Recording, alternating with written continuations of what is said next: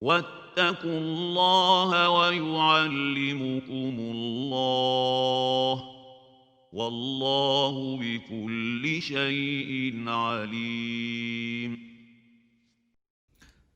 Now let's move on to ulum al-hadith. And when we say ulum al-hadith, we don't mean only mustalah al-hadith, right? The terminologies of hadith.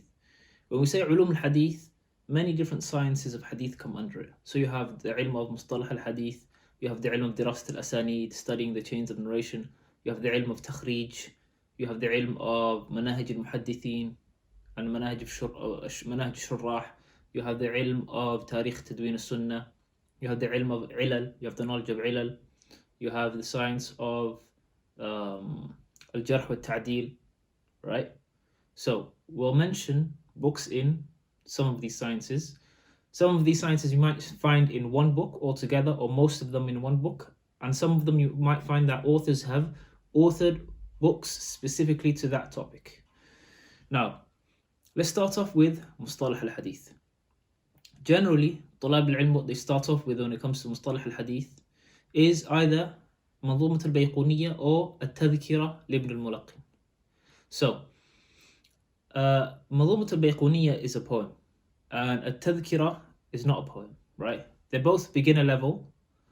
So whatever you find easier to memorize, whether it's a poem or something that's not a poem, start with one of the two. Even though I might recommend the tadhkira over al-bayquniyya, maybe because it's set out a lot easier for a person that's a complete beginner, right?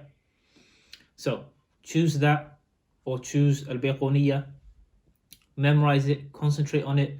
Don't worry about the masail, the difference of opinion in certain ta'rifat and fawaid from the other bigger books. Don't worry, you'll get to that at an advanced level or intermediate level, right? You'll get to that at a later date.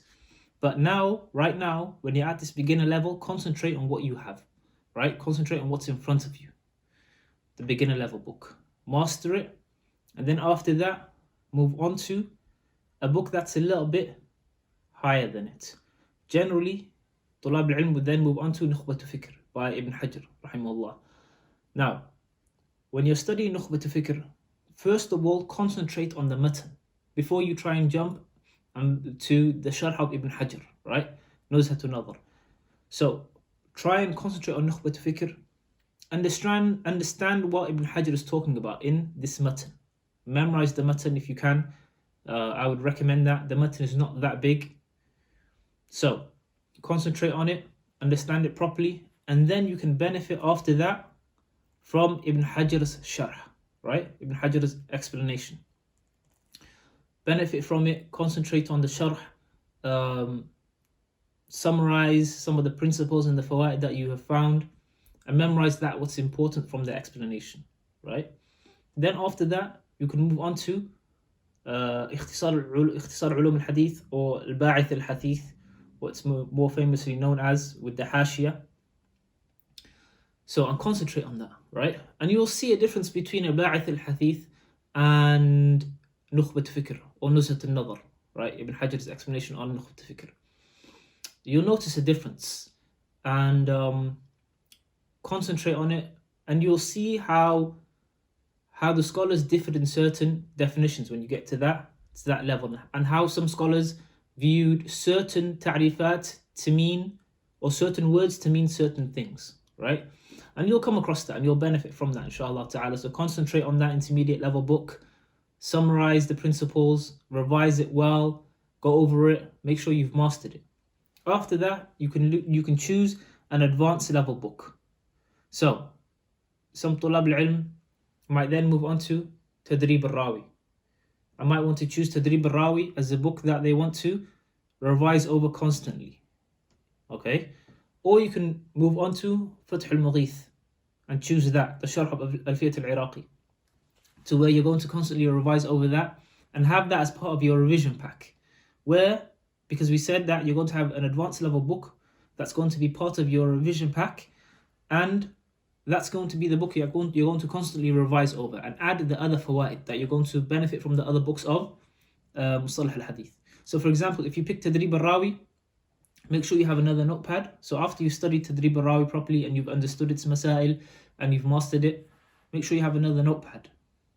In that notepad, what you're going to do is you're going to write down the fawaid and the benefits and the principles and all the other masail that you consider to be very important, that you benefited from the other books of Mustalah. So for example, maybe you wanted to pick up Fath al-Mughith, if you've picked Tadrib al-Rawi to be your mu'tamad, right? Or you want to pick up Muqaddimat ibn Salah, or the Nukat on the Muqaddimah by Ibn Hajar. Maybe you wanted to benefit from that, so you picked that up, you read through it, and you took down, made sure you had your book, your notebook with you, so you can summarize the principles and the benefits and the masail that you come across. Inshallah ta'ala, the advanced level book is going to be one that you constantly revise over and add any fawaid to that you may come across from other books, even though these books that you may come across may not be necessarily specific to Mustalah al-Hadith. You might come across a book in a different fun, in a different topic or a different science, and they might mention a fa'idah that's related to Mustalah al-Hadith. Add it to your notebook, or maybe add it to the section where you find it in that book that you're revising over, the advanced level Mustalah al-Hadith book. Now, let's talk about another science. Let's say Dirasat al-Asanid, right? Dirasat al-Asanid, the book I would recommend is a book written by a sheikh called Abdulaziz al-Shaya'. He has a book in Dirasat al-Asanid, he has a book also in Takhrij, and he also has a book in Manahij al-Muhaddithin. I know you can find the Takhrij one and the Dirasat al-Asanid one online for free. I would recommend you to buy the books. Buying books are always better than having them in PDF form. Obviously, if you can't find it, then make sure you get the PDF version. So I would say pick up that book in the author's book in Dirasat al-Asanid, Takhrij, and Manahij al-Muhaddithin. Now, if we talk about al-Ilal, right? Al-Ilal, there's a book written by a doctor called Adil al-Zarqi, or al-Zurqi. I don't know exactly how it's pronounced. He has a book in Al-Ilal.